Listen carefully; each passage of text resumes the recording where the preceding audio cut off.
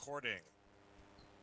Good morning, everyone. The April 27th, 2022 meeting of the Seattle City Council's Economic Development, Technology, and City Light Committee will come to order. It is 9:30 a.m. I'm Sarah Nelson, chair of the committee. I also want to say happy Denim Day and happy Welcome Back Day to the Ledge Department.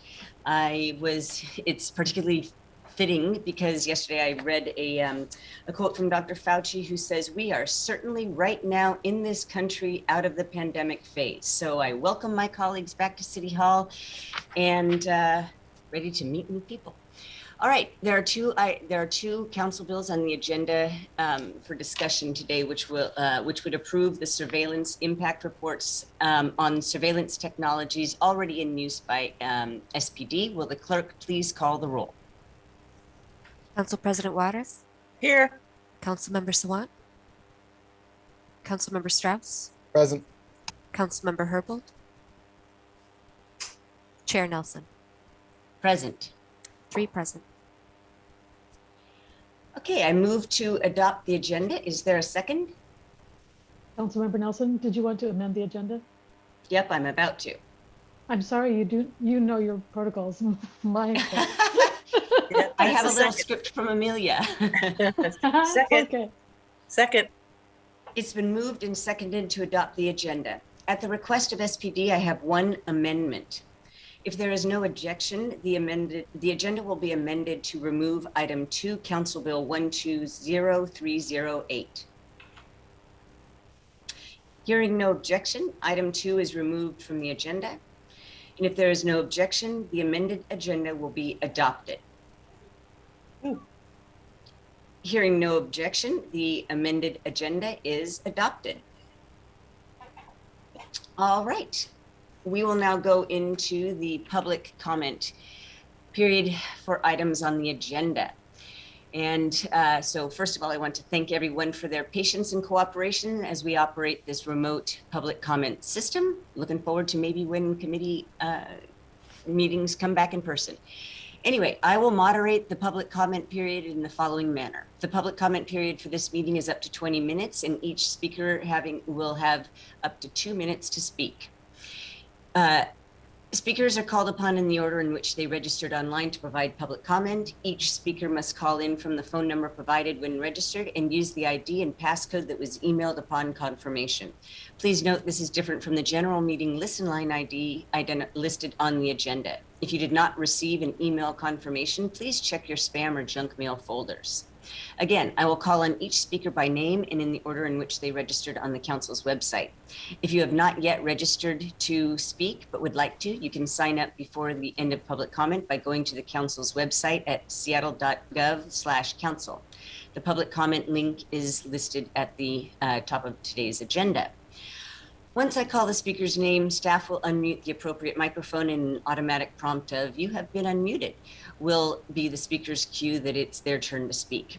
And then the speaker must press *6 to begin speaking. Please begin speaking by stating your name and the item that you are addressing. Speakers will hear a chime when 10 seconds are left in the allotted time period.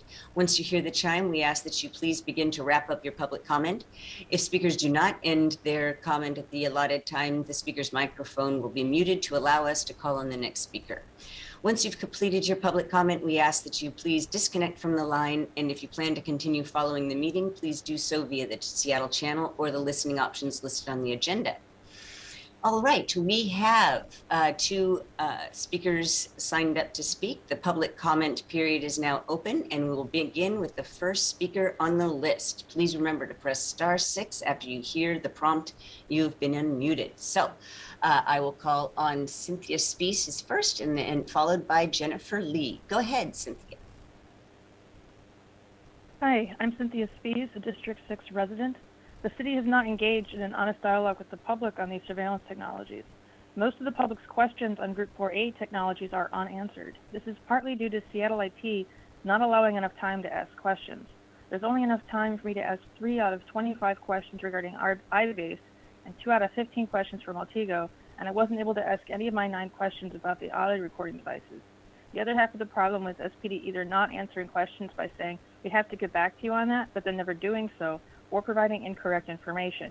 It makes no sense that I, as a random member of the public, can have a more accurate understanding of these tools than an officer who has direct access to use them and who was selected by SPD to answer the public's questions. This implies either that SPD doesn't understand the tools or is willfully hiding information. Regardless, the result is the same. Neither an incompetent nor malicious city department like SPD should be trusted to operate surveillance technologies. Given the lack of honest commitment to the surveillance ordinance process, none of these three technologies should be approved by City Council. Please require the public comment period for any current or future surveillance technology automatically remain open until at least 1 week after the public's questions are answered on IT's or SPD's website. My written comments to you included precise improvements spanning security, bystander protections, data sources, tool functionality, contractual, auditing, scoping, transparency, data sharing, validation, and privacy. Oversight of the city's surveillance technologies only happens via you council members, either voting against these technologies or passing amendments on their use. At the minimum, please pass amendments to institute the recommendations in my written comments via email. Thank you.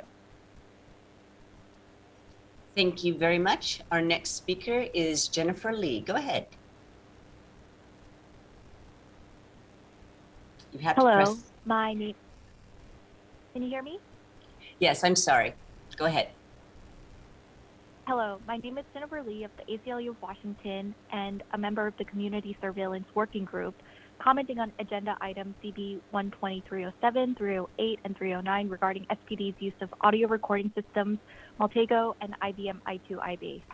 On SPD's use of audio recording systems, we are very concerned that the SIR does not specify the manufacturer or the function of devices used, which severely limits the ability of the public as well as council members to meaningfully review and approve this technology. The purpose of the Seattle Surveillance Ordinance is to create transparency and accountability around the use of surveillance technologies.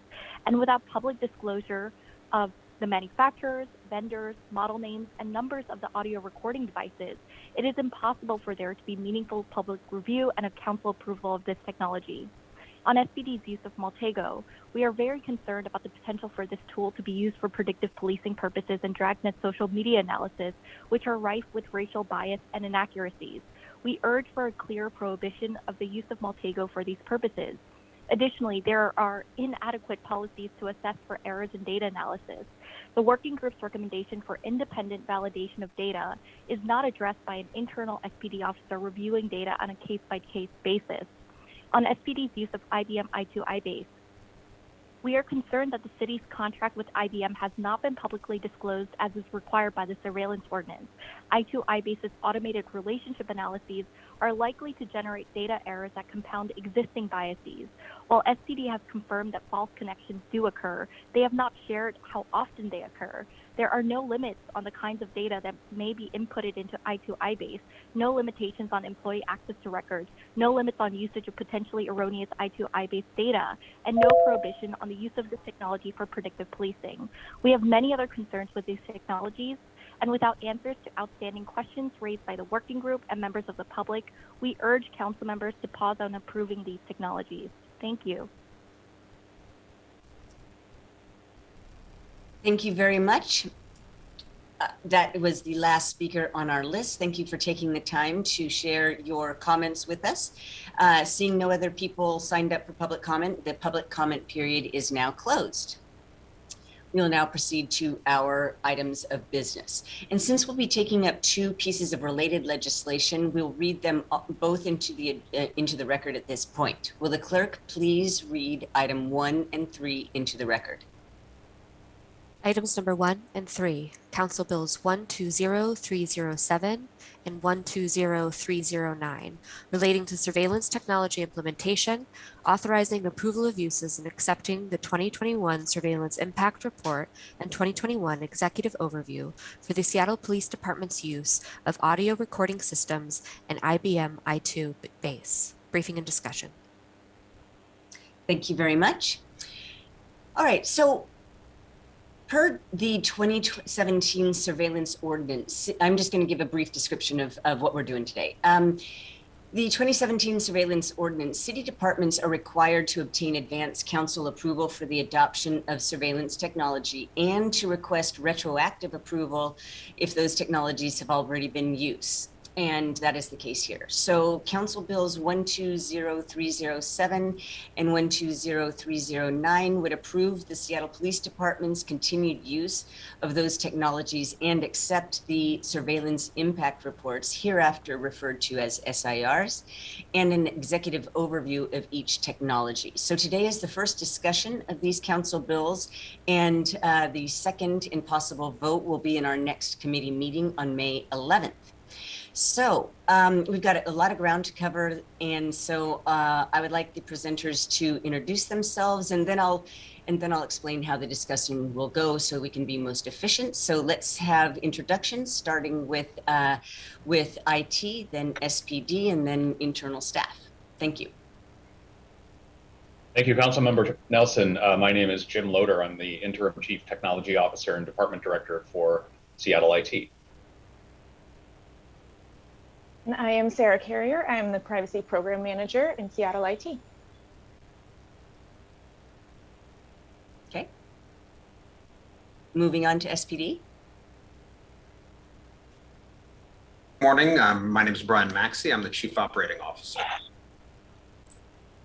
Good morning, Rebecca Boatwright, Executive Director of Risk Management and Legal Affairs. Good morning. I'm Captain Jim Britt of Technology Integration for SPD, and with me is Violent Crime Analyst Spencer Hain, one of our civilian crime analysts. And I am Lisa Kay on Council Central staff. And I would like also to note Kate Nolan is my clerk. I should have recognized her at the beginning of the meeting. All right, team. So here's how we're going to proceed. First, Seattle IT and SPD will go over a presentation that lays out the process for the review of these technologies and also describes each technology.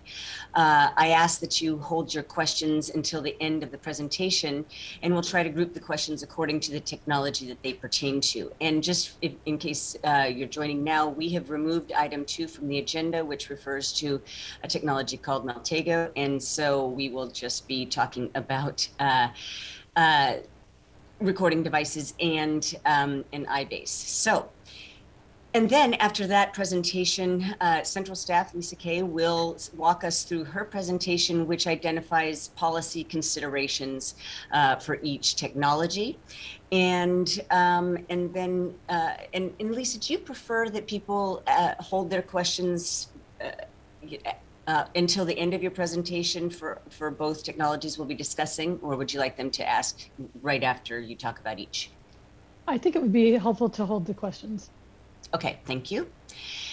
So, dear public, linked to each item on the agenda is also a central staff memo with a table of issues brought forward by the working group and SPD's and IT's responses to those issues. We don't have time to go through these beautiful memos today, but they can be used to inform future questions and colleagues' policy considerations as well. And also linked to each item on the agenda is a memo prepared by central staff with background information on the SIR process and related legislative information. Okay, so without further ado, let's move on to the first presentation. Take it away. Thank you.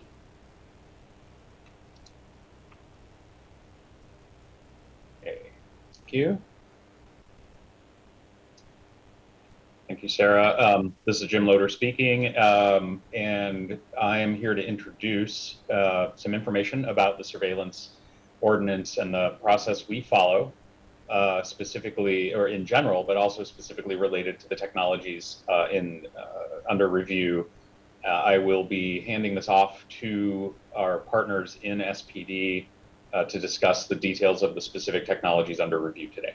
But first, for a review of the surveillance impact report process, in 2017, as the council member already noted, the surveillance ordinance was adopted to require the city to conduct or to place additional controls and gain approvals related to the acquisition and operation of technologies that observe or analyze the movements, behavior, or actions of identifiable individuals. This ordinance provides additional direction related to the types and functions of technologies that are to be considered and classified as surveillance technologies. And the exclusions and inclusion criteria are listed here on the slides. Okay, next slide, please.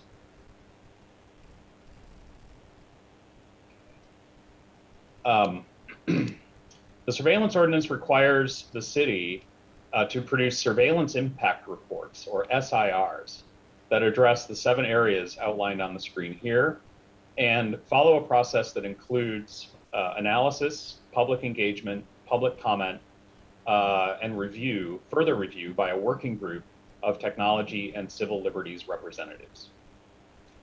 Next slide, please.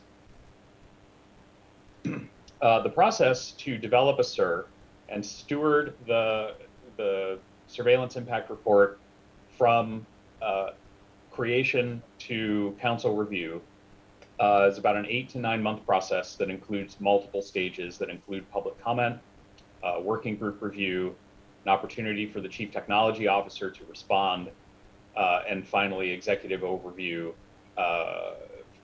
prior to being submitted to council for vote.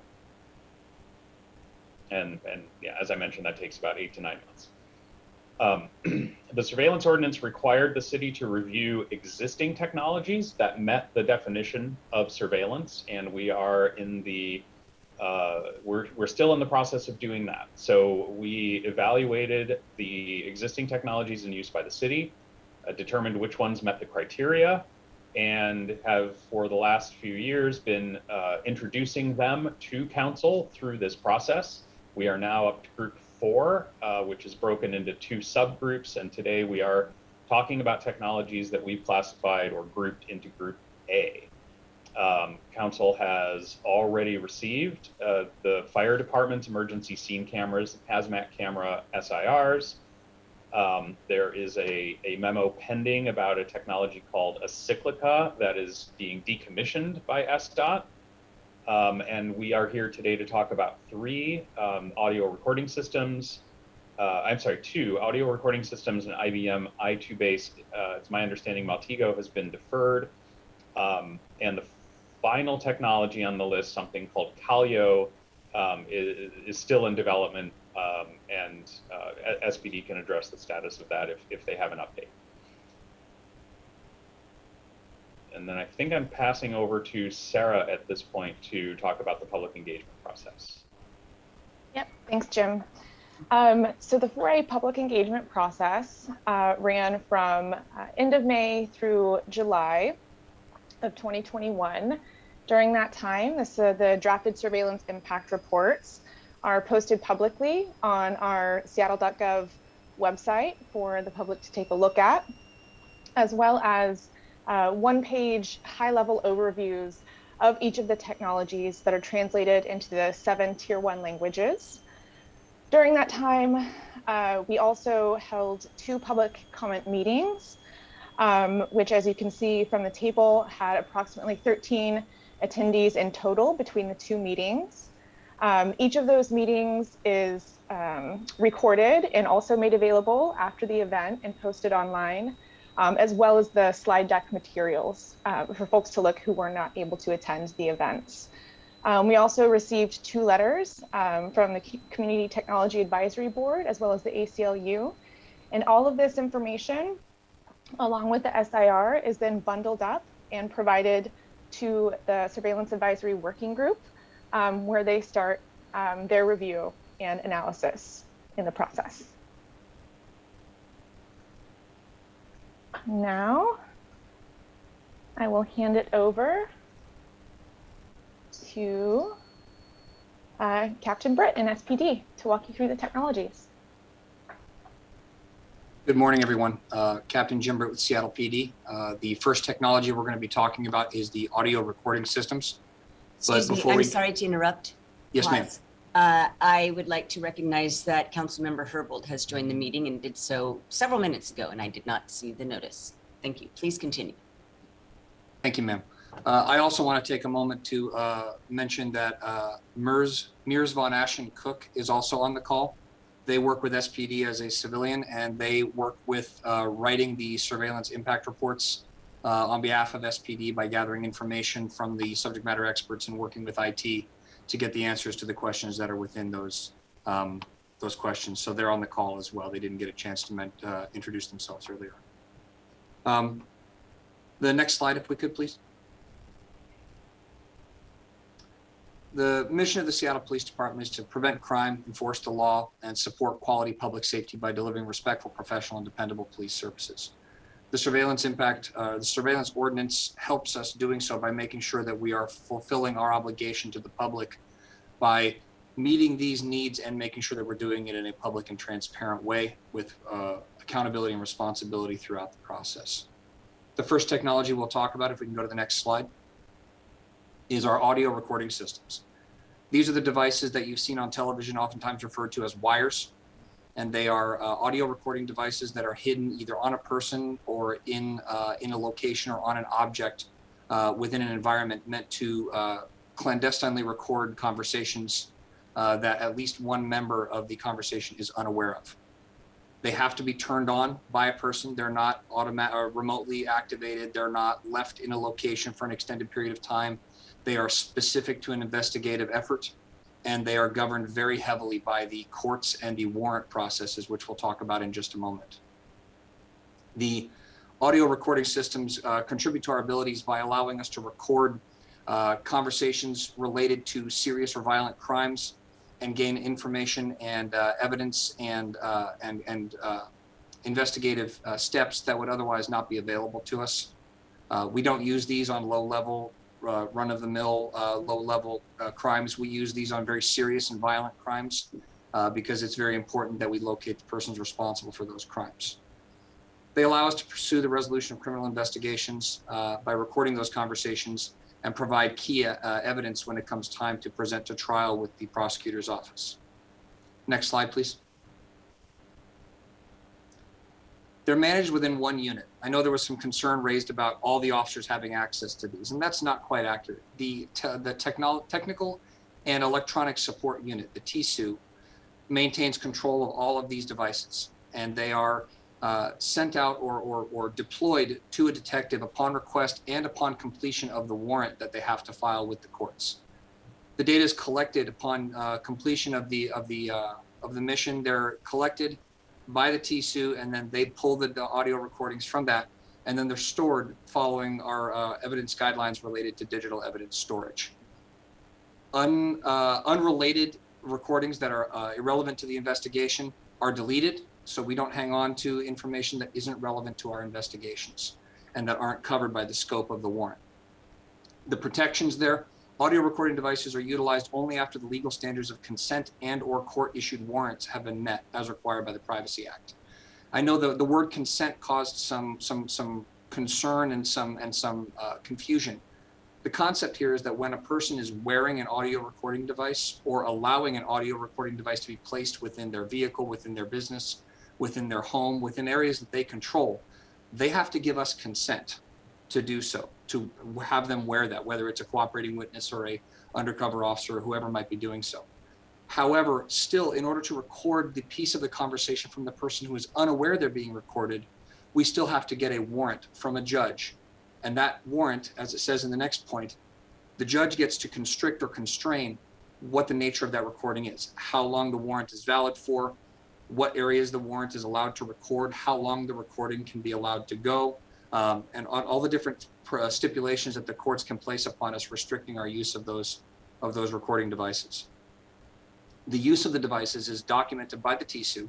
They maintain the log record, and it's subject to audit by the OIG, the Federal Monitor, and any other internal audits at any time. So the controls are in place regarding the use of these devices, and the deployment of these devices is governed very strictly by courts and the law.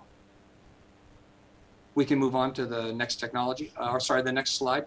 These are all the related policies that are within SPD Manual and the Privacy Act that are governing the use of these technologies. As you can see, there's quite the list. And you know, the SPD Manual covers a great deal of different areas, but this one technology, like many of our other pieces of equipment, touch many, many parts of our policy manual, and it's rather extensive on how we can and can't use them. Next slide. The next technology we're going to talk about, and I have crime analyst Spencer Hain with me to make sure that I don't misspeak on this. IBM i2 iBase, it's a link analysis software that's used to combine data stored in our databases and information gathered during criminal investigation and display it in a manner that allows detectives to see the relationships between persons, between vehicles, between criminal incidents, between weapons that have been used in crimes. And it displays it in a format that allows a detective to make those connections. It's important to understand that this does not give us access to information we would not otherwise have access to.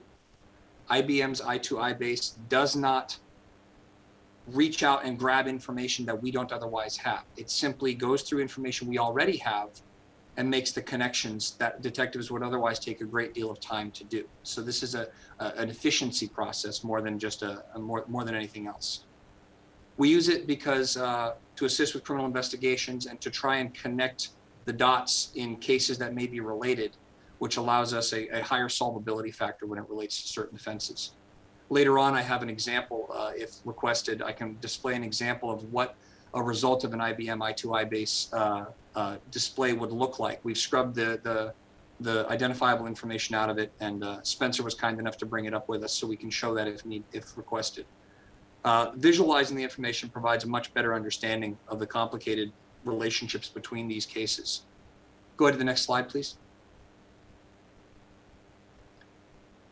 As I said before, this is pulling information from SPD's specific systems. It does comb our records management system, which we already have, and our officers have access to, and our detectives have access to, and our computer-aided dispatch system, which handles all of our deployments in the field and information related to the calls that we respond to.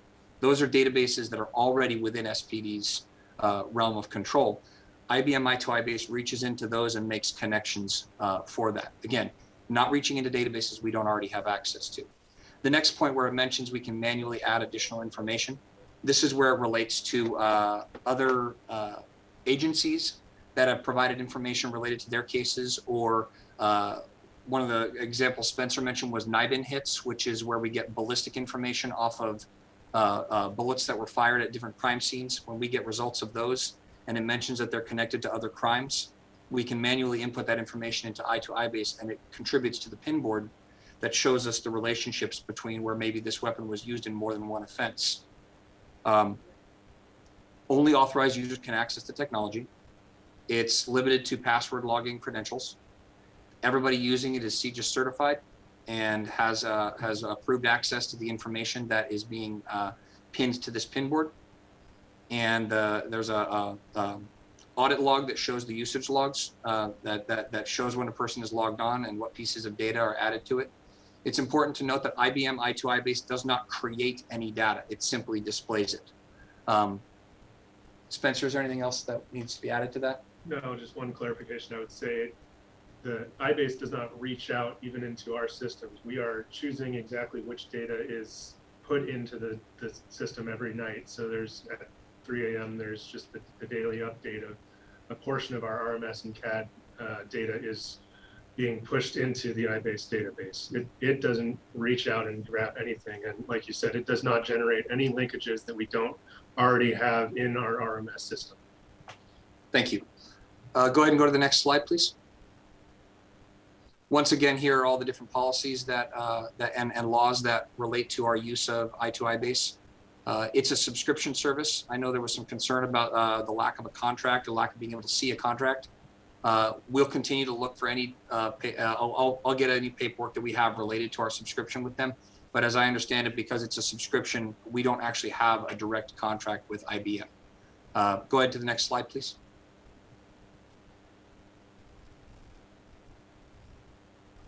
And I'm open for any questions at this point, Council Member. Thank you very much for that presentation. And because you teased us with with information about a visual representation of how iBase works, can you show that, please? I would be happy to. Let me pull it up here, and with permission from the moderator, I'll share my screen. Okay, just a moment.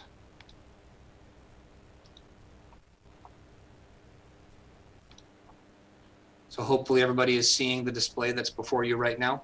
A simplified example of an investigative link chart. At the very top, we have a gun. This is the ballistic result of a match of the gun that fired these rounds, which are on the next level down. The folders that you see here where it says agency SPD, these are SPD native cases. These are cases that are pulled from either our RMS or our CAD with information in those cases related to vehicles involved in those cases or persons involved in those cases.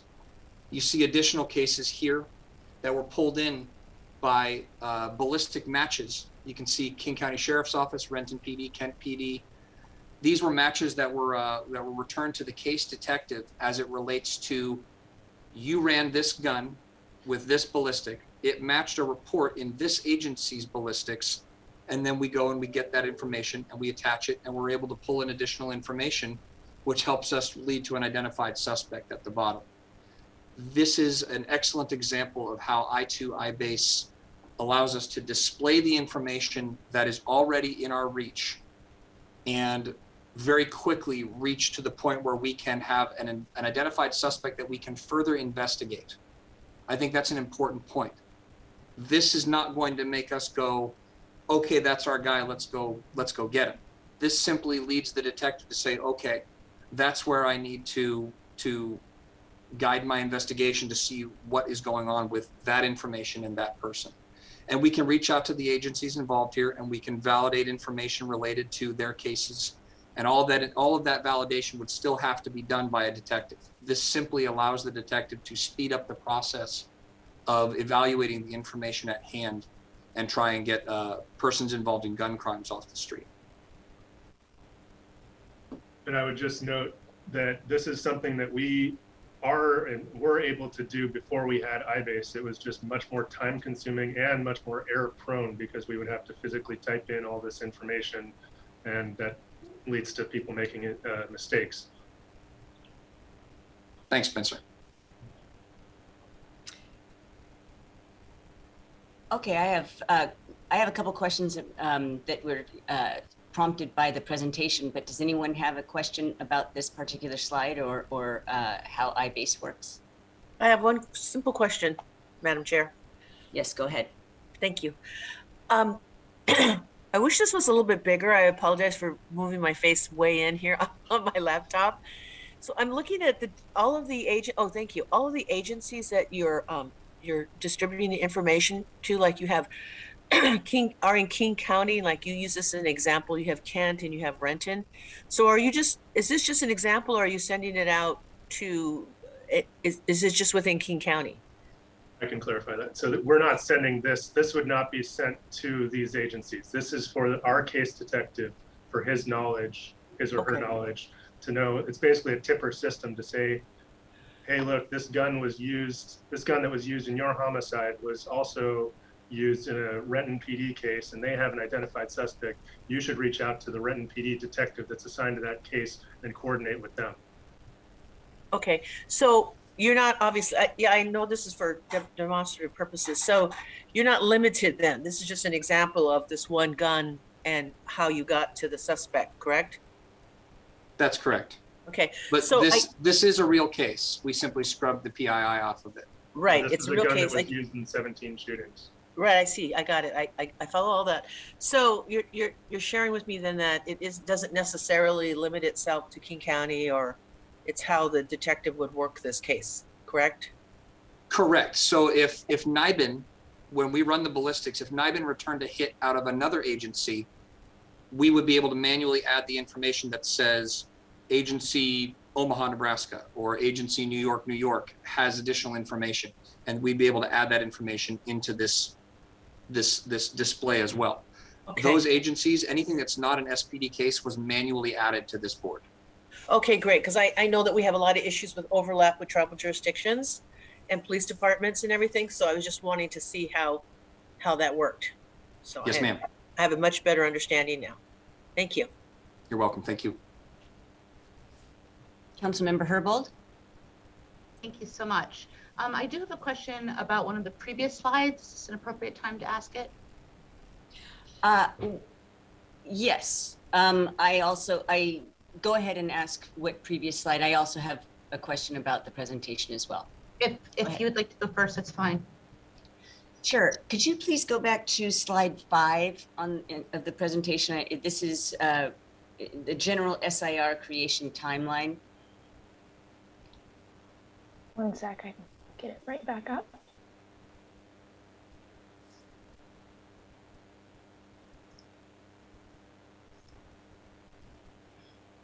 All right, so let's go back. Okay, thank you. So this process says that it's 8 to 9 months, but the ordinance was passed in 2017. It's now 2022.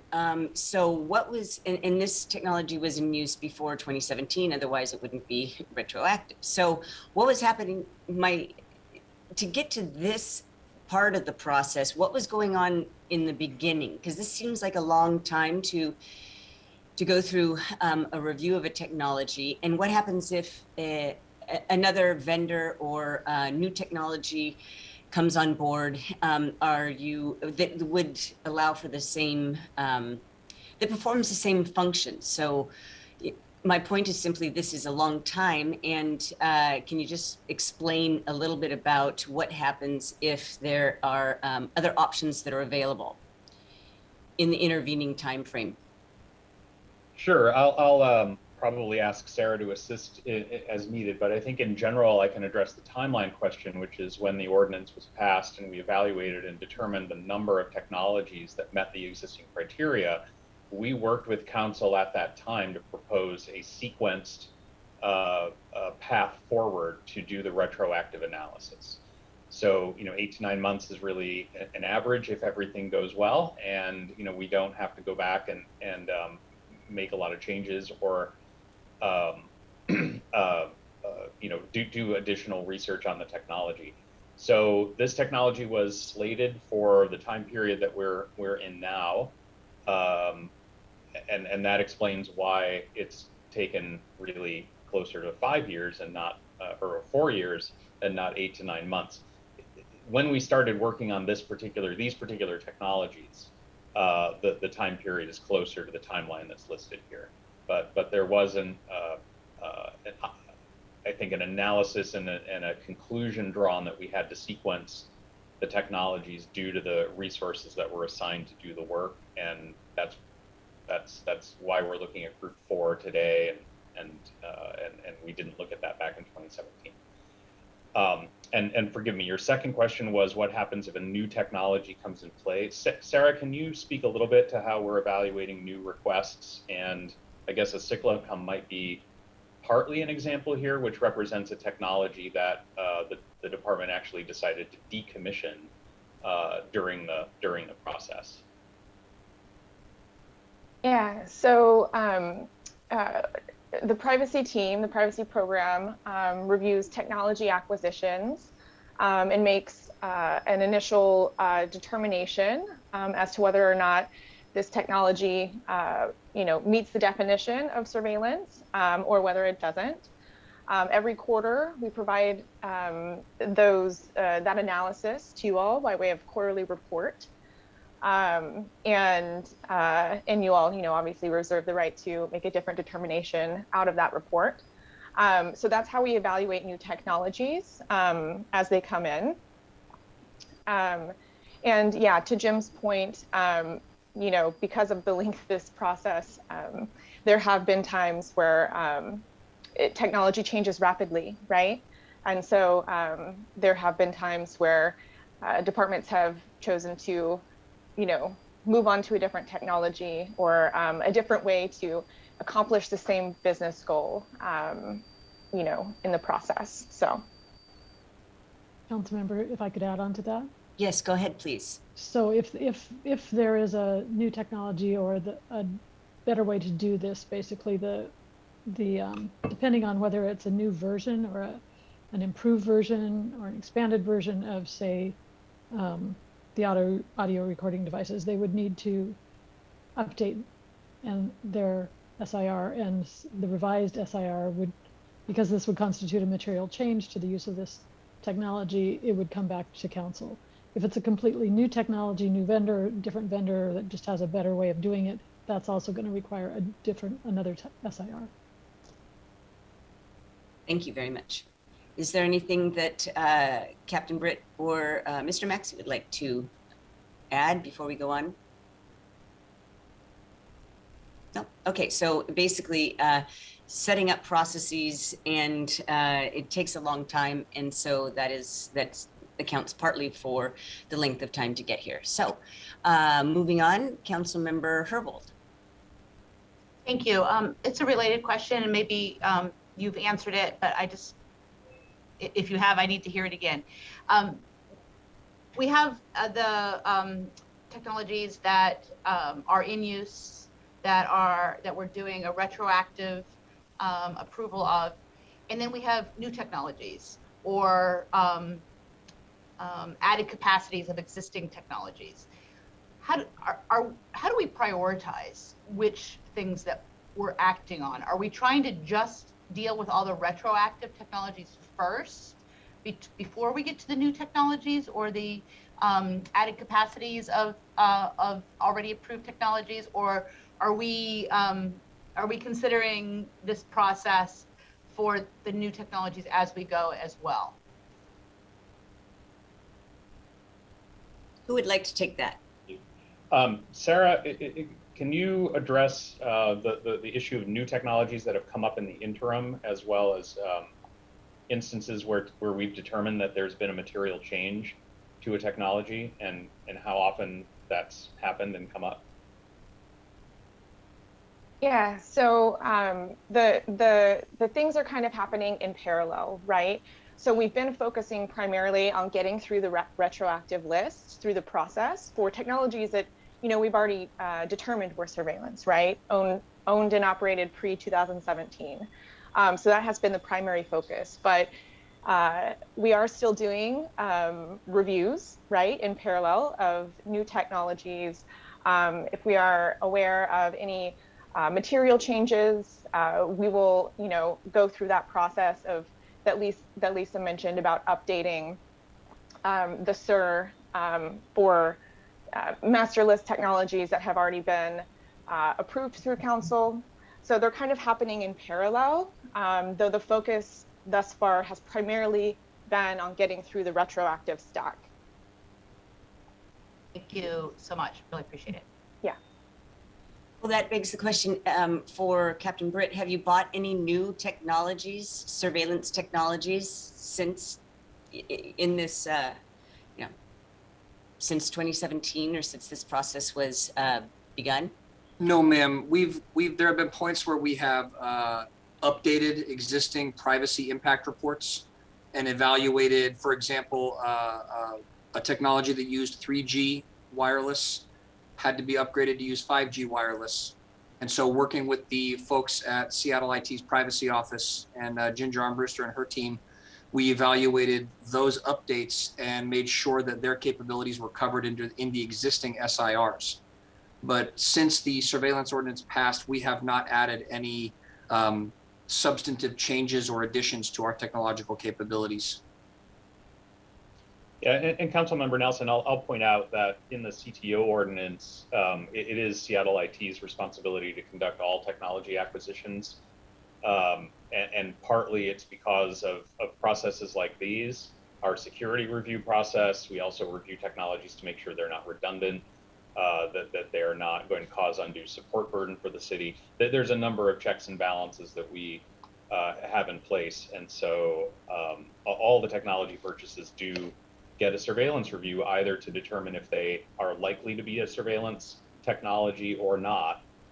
And then the determinations there all get submitted to council annually. So you all have a chance to review the ones that we determined were not surveillance and have an opportunity then to ask questions or ask us to conduct further review on those if you see anything that's concerning. And that's worth a point of clarification on my end as well. Thank you, sir, that we have purchased technologies, but every technology we've purchased, we've gone through the privacy assessment to determine, with Seattle IT, to determine whether it was worthy of a surveillance, a tag as being a surveillance technology.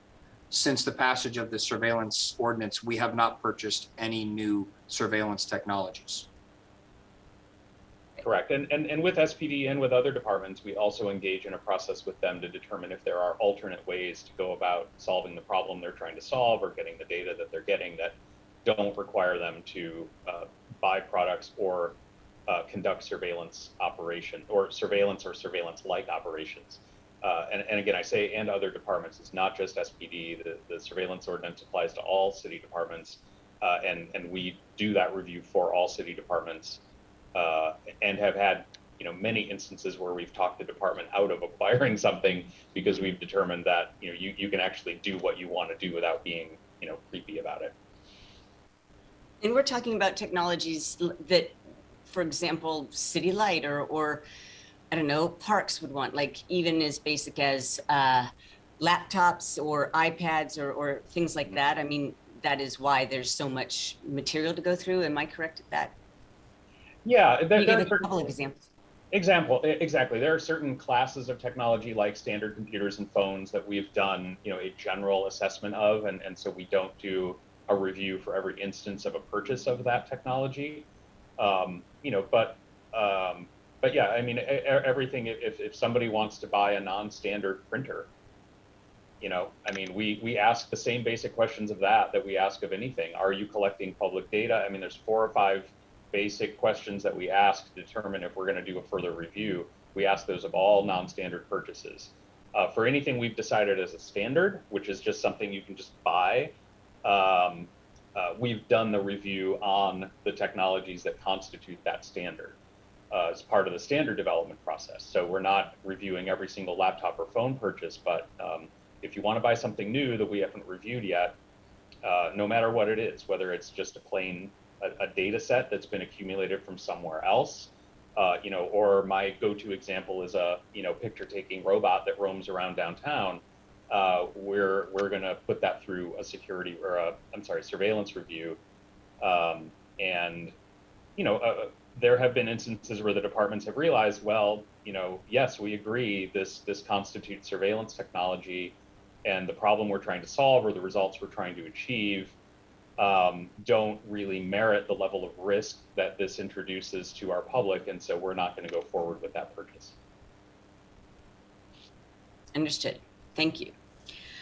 Okay, unless there are any other questions about this presentation, could we take it down and then proceed to Central Staff's presentation, please?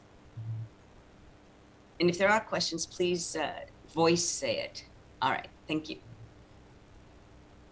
Thank you, Chair Nelson. And Vin is going to put my presentation up on the screen. I am grateful to his offer to run this for me. Thank you very much. And good morning, council members. I haven't seen most of you in person yet. That will change at some point. I'm going to move pretty quickly through these first few slides so as not to repeat the information that you've already heard. My presentation will cover a little bit of background, and then for each bill, I'll focus on SPD's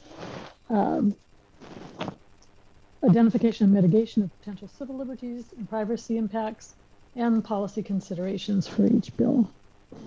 So my policy considerations are going to flag what's incomplete in the SIR and focus on issues that present a significant risk of civil liberties and privacy impacts. As Chair Nelson pointed out, if you would like additional background on any of this information, you can look at you can see table 1 in each staff memo that will talk about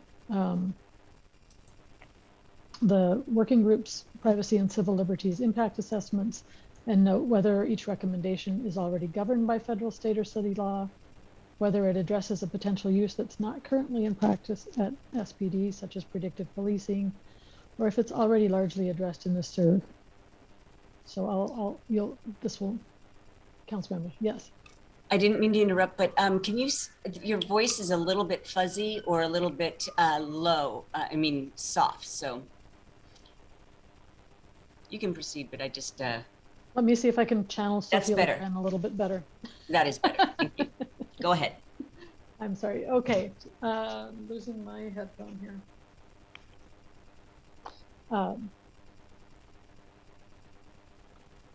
Thank you. So if we could have the next slide then, please.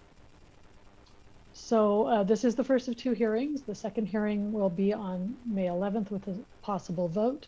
I would note that if you have any amendments in mind, please get those to me by May 2nd. That would give me enough time to draft them and then obtain the legal review so that I can meet the deadlines for the May 11th meeting. Next slide, please.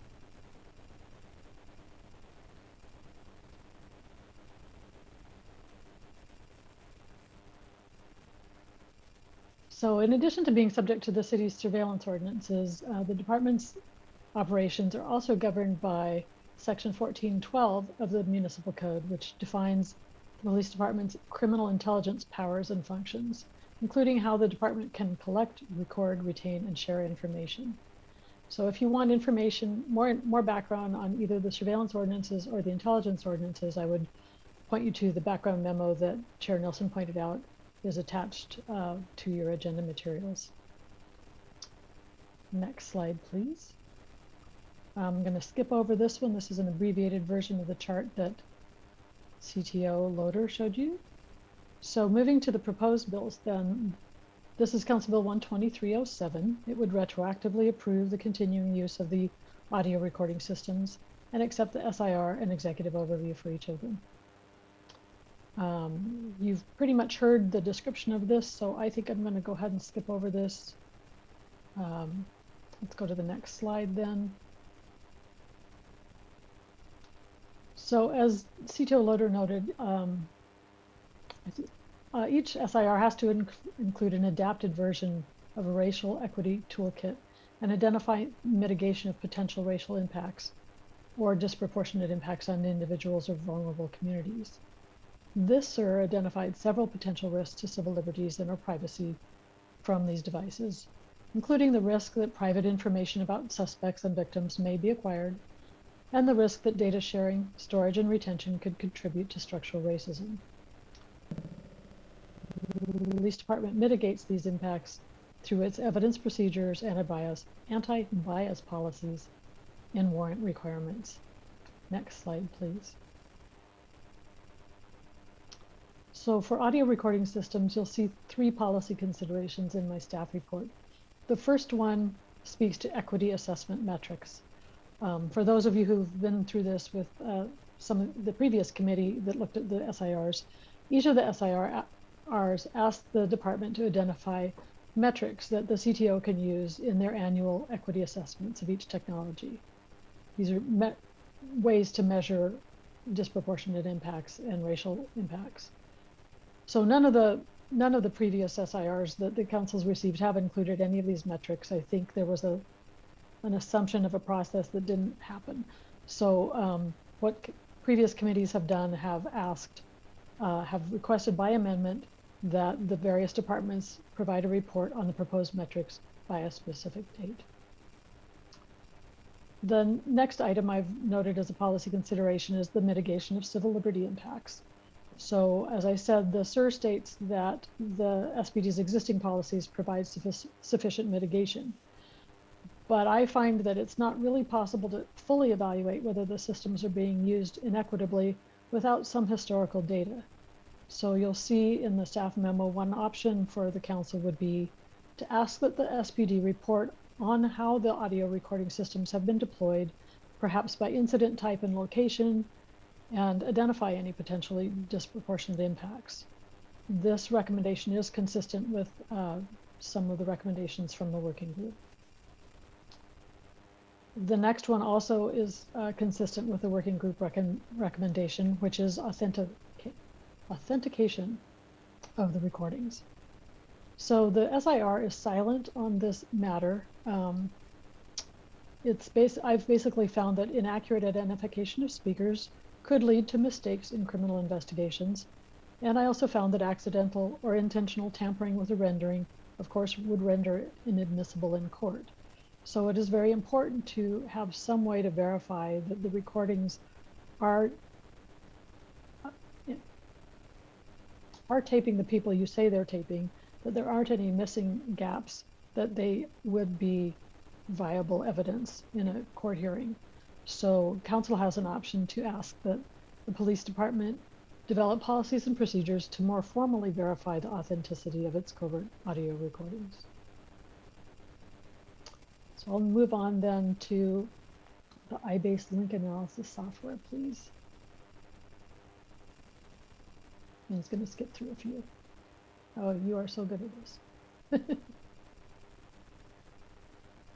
Okay, I'm not going to go over too much more description about what the software does. I think Captain Britt did a wonderful job of this. So let's go ahead and talk about the next slide, which is the civil liberties and potential disparate impacts. So in this, sir, SPD noted that the most important unintended consequence in the use of iBase is the risk that you've mistakenly identified links between individuals who may not be related to the criminal investigations. So, and in the SIR, the mitigation is defined as taking place because there are only 2 detectives who use this. So if there are only 2 detectives as opposed to 10 detectives, your magnitude of error goes down. They also identify some other potential risks in terms of acquiring private information about suspects and victims, potential ethnic bias or bias built into its algorithms, and then the data sharing, storage, and retention that could contribute to and maintain structural racism. SPD says that these set of risks are mitigated by its evidence procedures, anti-bias policies, and warrant requirements. So let's talk about the policy considerations here then. You'll see, again, the equity assessment metrics need to be provided. The SIR also left blank a question that asked about how SPD would respond to public comments. So obviously, going forward, if the council chooses to, you could ask for reports to provide those sets of information by a specific date. The mitigation of civil liberties impacts is I think, a significant policy consideration. The risk of wrongly identifying individuals has significant potential consequences and could have tragic outcomes. So, and again, in the absence of historical data, we don't really know how often this takes place. We don't have an error rate, for example. And so one way that the council could move forward on this is to obtain an independent evaluation as to the risks from SPD's current practices. And that could help set the stage to know whether SPD could benefit from additional policies and protocols to protect against those errors and any potential bias in baseline data. So that kind of an evaluation, for example, could look at a number of the areas that were flagged as being of concern by the surveillance working group. Examples include the documentation of the types and number of incidents for which SPD uses the system, the databases used by SPD, the types of data that is historically input by the officers, any sort of data validation or information as to the accuracy of the analyses, and any demographic information about the individuals and groups that are associated with the analysis. I would flag that an independent evaluation such as this would probably require additional resources. And that might be something council may want to consider in an upcoming supplemental budget. So I'll just quickly go over the last 3, and that will complete my presentation. So contractual terms, Captain Britt noted that there is a Before you go on, Sure. I'm sorry, I asked you if you want to take questions, but you made a point of extra resources, so that pinged me. The public comments that were described in the previous presentation, those public comments sort of feed into the working group's work. I mean, they consider public comments before they begin their work. Am I correct? Yes, they generally monitor the public engagement process and participate to their extent as they can. Thanks. Go on. Sure. So for the contractual terms, the city has actually a template that FAS has provided that would provide terms and conditions that would protect the city's data and privacy and set privacy standards. And so any sort of vendor provided licensing agreement probably doesn't do that. I know that ITD has been concerned in the past about use of, for example, pre-technology. That's not the case with this, but that that by using a city contract, you're able to protect the data, the city's data, better than if you rely on a vendor-provided document. So one option would be to ask SPD to go ahead and develop a contract for the use of this data using the city's template. The retention schedule here, SPD uses the maximum retention period allowed or recommended by federal and state laws rather than the minimum. So they retain these records for 5 years. If you retain, this could result in a lot of out-of-date records potentially being on here. They could be inaccurate, particularly if there's no way to validate the information each year. So one way to go forward with this, should council choose, would be to ask SPD to develop a revised retention policy that complies instead with the minimum retention period, and then perhaps adds an annual validation of records retained for more than 1 year. These couple of recommendations are also consistent with recommendations from the working group. And finally, the SPD's computer-aided dispatch is now operated by the new Community Safety and Communications Center. So that's actually a separate department from SPD. Both departments are subject to the federal rules for data sharing, but a formal internal agreement would provide greater transparency about how data is handled and kept secure. So should council see fit, you could ask SPD to develop maybe a more formal MOA or MOU with the Community Safety and Communications Center as to how data will be shared and protected. That completes my report.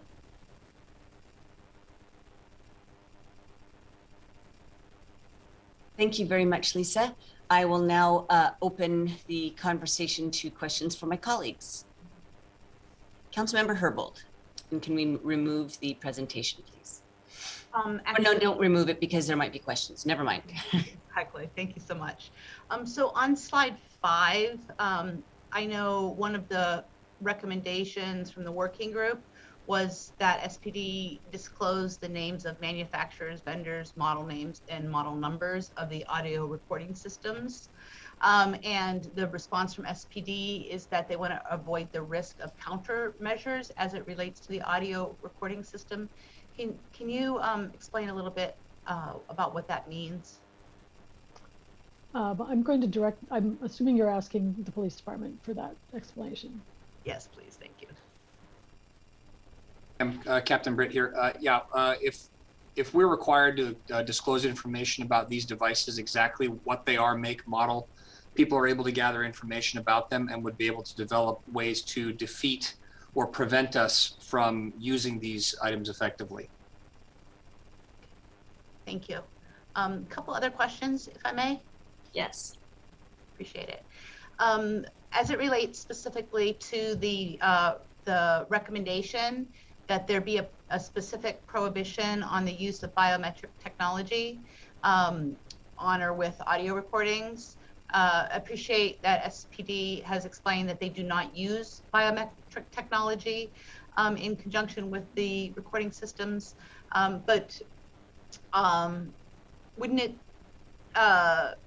still be an action to for the council that we could take to specify in a way that's consistent with the working group recommendations that should there be a time that SPD might consider using biometric technology, that we state proactively that we don't support that, or would that be sort of inconsistent with the approach that we use for these surveillance technologies, which is basically, it is prohibited until we say it's not.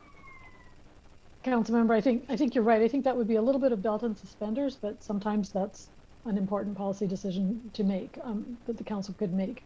And you're right, if they chose to, if SPD wanted to use biometric technology, they would need to submit a surveillance impact report. And I believe we did do sort of a belt and suspenders approach for facial recognition technology. Yes. If I remember correctly. Okay, thank you. Mm-hmm. But would that be an amendment to this particular piece of legislation? Because or would that be a separate policy process? I think it would depend on whether you wanted to limit the prohibition to the use of biometric technology associated with audio recording systems or associated with any use of biometric technology. Got it. Councilmember Herbold, do you have other questions? I do, but I'm going to just pause for a moment just to see if there are other questions about this particular technology. My other questions are related to the other.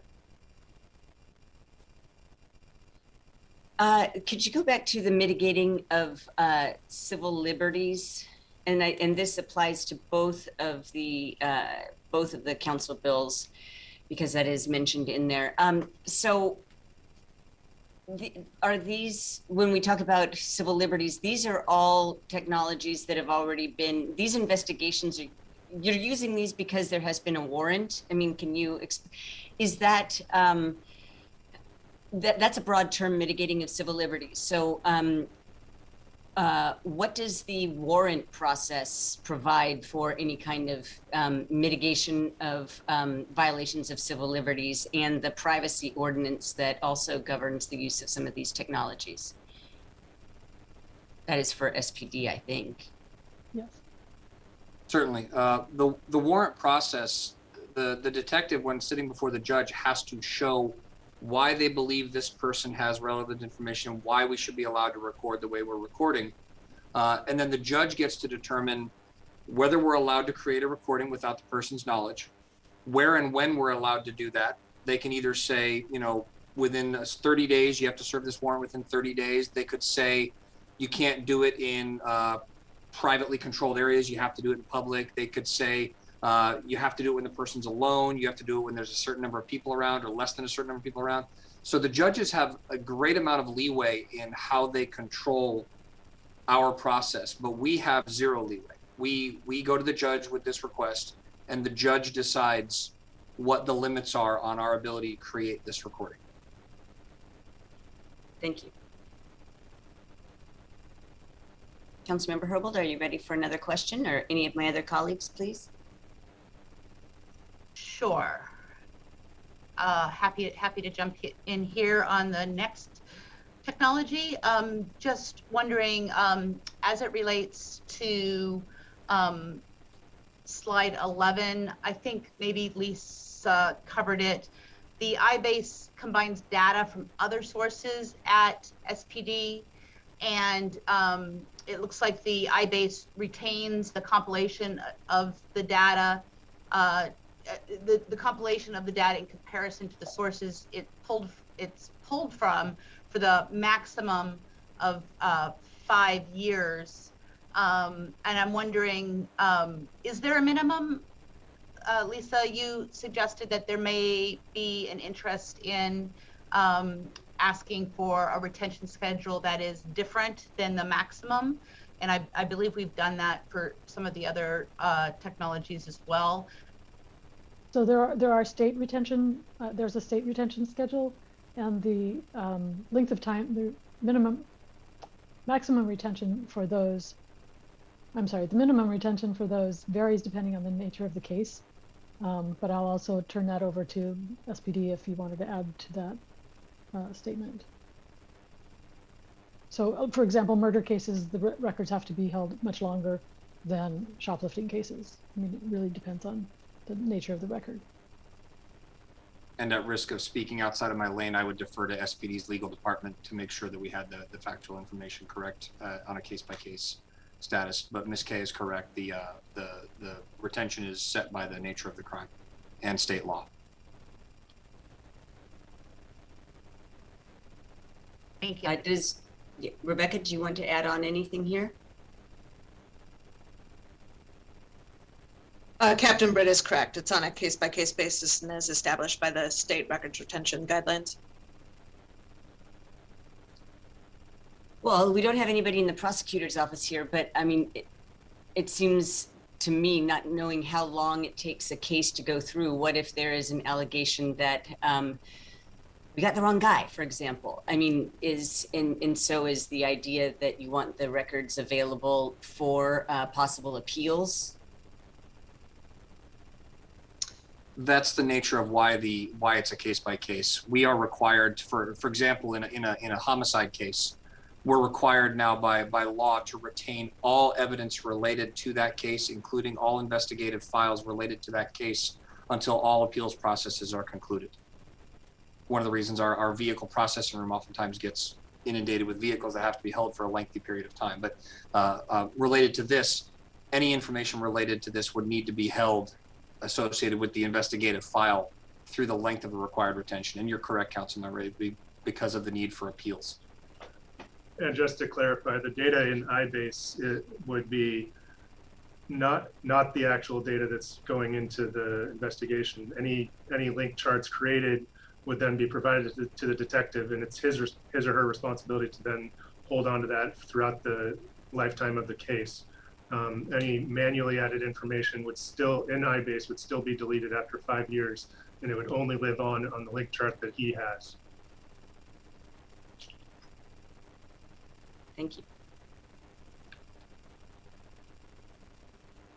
Colleagues, do you have any other questions or comments about either the technologies or the policy considerations before us? Because we're not going to have this issue the experts in the room to ask these questions unless we decide that we need that later. But now is the time to ask detailed questions on these technologies.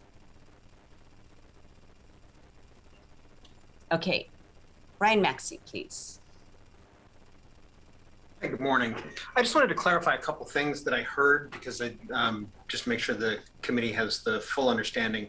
First of all, in terms of the contracts, those are generally, because IT controls the procurement of these technologies, the contracts are drafted primarily by Seattle IT, and they're the ones that are looking at the use of the data within the system and whether the vendor has access to it and for what uses they do. And that's part of their privacy and data control analysis.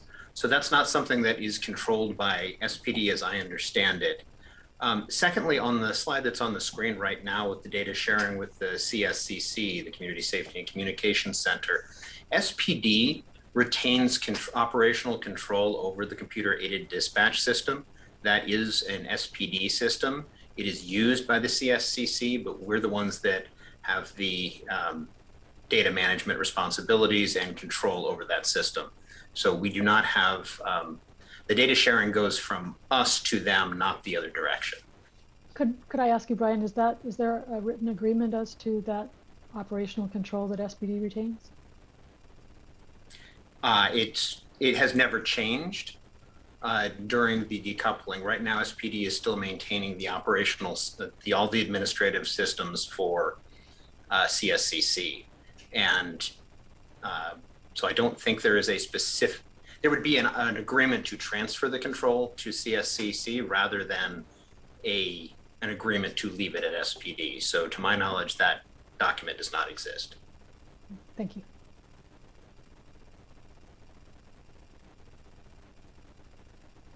Okay, are there any other comments from anyone, either my colleagues or the departmental staff that are with us today? Okay, Lisa, do you have any follow-ups? Just wanted to remind people, if you have amendments, please get those to me. They don't have to be fully baked, but please get them to me by May 2nd, and I'll work with you on those so we can get them ready in time for the May 11th meeting. Captain Britt? Yes, ma'am. Spencer wanted to make a couple clarifying points here. Yeah, my name is Spencer Hain. I'm a violent crime analyst. And just to clarify, the two people that have access to to iBase currently are me and one other civilian analyst. We're both civilians, not detectives. And I looked through the agenda that was provided. It was my first time seeing many of the comments and the concerns, and I fully understand and appreciate all the concerns that have been raised. We have no desire to do anything untoward here. We don't have time to be wasting on contributing to any sort of misappropriation or misattribution of data. So I appreciate those concerns. I think many of the concerns, though, have been sort of driven by a misunderstanding of what exactly iBase is and what it does. It is not smart. There's no algorithm. It doesn't make any sort of analysis. That any analysis done using iBase is manually done by us, the two civilian analysts. I think it sounds like a lot of the concerns, including some of the public comments, were driven by sort of the sales pitch information that's provided by IBM on their website, which is at best an exaggeration of what iBase can do. For example, there was concern raised over heat maps. The maps don't work. We don't use it for mapping at all. We were, pretty disappointed in the way that it came out. So we don't even use the maps at all. Another concern was over social network analysis. The way we bring the data in, we cannot use it for social network analysis. Without getting too technical, social network analysis basically requires you to have linkages between people. So two people that know each other, and then you analyze those social networks. That is not how we bring the data into iBase. We bring it in only based off of records management system data, which is event-based. So a person is arrested in an incident. If another person is arrested in that incident as well, they're both linked to the incident, but you cannot run SNA on that. So that doesn't work. In addition, as has been stated, we have no relationship with IBM anymore. IT has the contract with them. They have no access to our data whatsoever. I'd also say that no police action is ever taken just based off of any chart generated by us through iBase. That's at best a tipper system for a detective to then continue. Well, it does, we technically sit in our real-time crime center that is down to just one detective and us two analysts. We very rarely are even paying attention to the real-time stuff that's happening in the city. We just don't have time for that. We're focused on larger homicide and shooting investigations and that sort of thing. So it's really not being used to drive any sort of daily activities by officers. Yeah, I wish we'd been engaged in this process more directly early on. We were not approached by the working group, but I could have provided some clarity on exactly how we use it. We provided the schema of the manual entered information that we do put in there. It sounds like that did not make it to the working group, but we have nothing to hide. I welcome any oversight, anyone that would like to see exactly how we're doing it. I wish I could give a demonstration here, but it is all CGIS data, so we're pretty restricted in who is actually able to see that data. Beyond that, yeah, we have nothing to hide, and I look forward to further engagement with anyone that wants to ask us about what we're doing. Thank you. When you were talking about maybe some of the concerns were based on messaging on the packaging, it raised a question for me. Can working group members just call you up and say, hey, what about this? I mean, it seems like you're saying that didn't happen, but is there a relationship so that you can answer some of these questions earlier on? Absolutely. I mean, we'd be happy to answer any questions and concerns that anyone has directly. Ms. Kay has been very good about forwarding questions over from the working group, and we've been doing our best to answer them. Unfortunately, I think a lot of times there's a telephone game going on there. So at some point in the future, as we engage in this process, it may be good just to get everybody on a call or in a room together and run a demonstration so they can see it. Yeah, it was pointed out earlier how onerous this process has become, and it has not taken 8 to 9 months as we had hoped. But so yeah, just by the nature of this process, I think it's difficult to get all the right people in the room at the same time, especially with COVID. Which is apparently ending, according to Fauci. Sorry, not the pandemic. Moving back to my I'm not point. so sure about that. No, no. CDC, girl. No. Okay, so go on, Lisa. I was just going to mention, I mean, we do have at least 7 more technologies from SPD that will be coming forward this fall, and I would encourage the executive to potentially connect the subject matter experts to the working group earlier in the process, so that they can help focus their questions on once they've received full information. Councilmember Herbold. Thank you. On that point, is the issue purely a scheduling and logistics issue, or is the issue that there is no touch point built into the process that Seattle IT kind of helps facilitate with, not just with SPD, but with any of the departments who have staff with subject area expertise, operations expertise around these technologies, that they are actually brought in to present to the working group? Does that step exist in the process, or does it not exist? It does not. I'm sorry, it exists. I'm sorry, Lisa, I didn't mean to interrupt. No, you should be answering it. It's fine. Yeah, it does exist. So subject matter experts from the departments are invited to the public engagement sessions.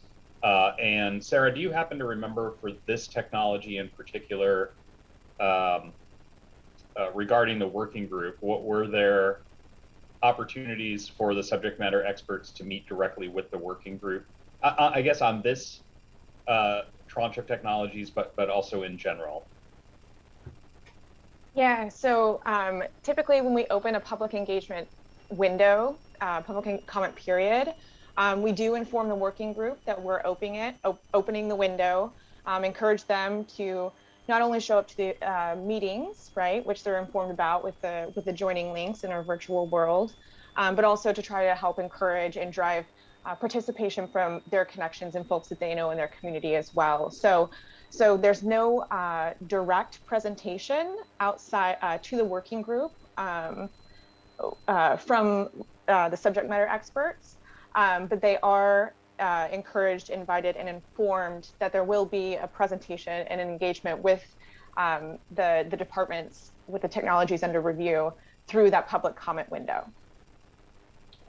So yeah, I guess the short answer is yes, the opportunity exists for both members of the public and members of the working group to have engagement, receive information directly from, and then engage with the subject matter experts representing the technologies. And why would there not be an actual presentation from the department seeking to purchase the technology, or in the case of retroactive technologies, the department using the technology? Why would that not be a component of that engagement? You mean a presentation to the working group directly? Yeah. Yeah. Sarah, is that part of the process? Is that an optional part of the process, or That is not an ordinance defined process. So it has not been requested, and it just has not been part of kind of the public engagement process. It has not been something that I have heard be requested before. And so it just hasn't been part of the steps. Okay, thank you. Well, in this case, I am hearing SPD saying they wish they were invited to give a presentation. So it might, I mean, I don't think every nuance of a public engagement process needs to be codified in an ordinance, and maybe we might just decide collectively that it's a good idea to do, so that this subject matter expertise isn't just held by city staff working in the departments using the technology, but that it's shared with members of the public who have responsibility for commenting Sure.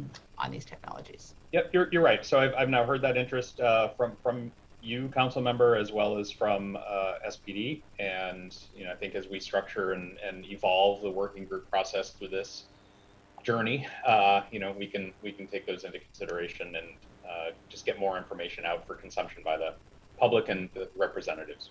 Thank you. Thank you. Brian, you have your hand up.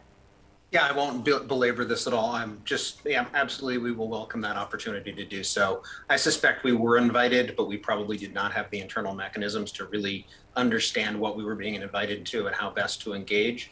So a more, a direct, clear, please come tell us about your technologies and explain your case. We are happy to engage in that. So I'm not in any way trying to pass the buck on this. We are happy to engage, and I heard very clearly from the public commenters that they want that engagement. They want direct answers from the police department, and I think we are absolutely in a position to provide those. So thank you.